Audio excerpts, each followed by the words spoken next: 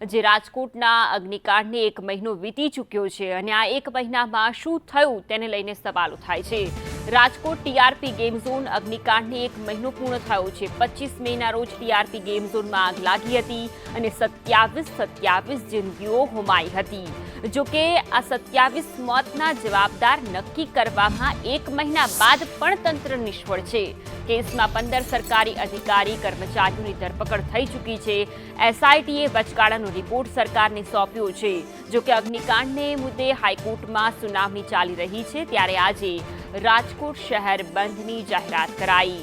શહેરના અનેક સંગઠનોએ બંધના એલાનને સમર્થન કર્યું અને રાજકોટ શહેર બંધ પાડવામાં આવ્યું।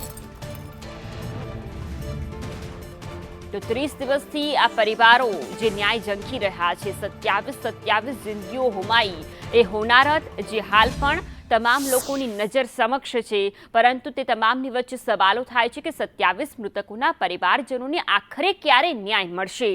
30 દિવસ વીતી ચૂક્યા છે, પરંતુ ન્યાયના નામે શું થયું, તપાસ થઈ તે સવાલ છે। આવા જઘન્ય અપરાધ માટે જવાબદાર કોણ છે, હજુ સુધી પણ એ ન્યાયથી દૂર છે, પકડથી દૂર છે। તક્ષશિલા અગ્નિકાંડમાં 5 વર્ષ બાદમાં પણ કોઈ આરોપી જેલમાં નથી।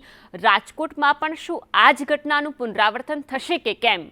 ફરી આવા અગ્નિકાંડ ન થાય તેવો દાખલો બેસાડવા ક્યારે નક્કર પગલાં લેવામાં આવશે? સવાલો અનેક થઈ રહ્યા છે આ ઘટનાને લઈને। મોટા અધિકારીઓ પર ગાજ વરસશે કે પછી માત્ર તપાસનું નાટક થશે? અત્યાર સુધી 15 લોકોની ધરપકડ થઈ ચૂકી છે, તપાસ ચાલી રહી છે, પરંતુ આખરે અંતે શું આવે છે? ઇન્વેસ્ટિગેશનના નામે શું અધિકારીઓને બચાવવાનો પ્રયત્ન થઈ રહ્યો છે કે કેમ? પેટ્રોલનો જથ્થો વિસ્ફોટક બન્યો છતાં પણ કલેક્ટર, પુરવઠા અધિકારીને કેમ બચાવવામાં આવી રહ્યા છે?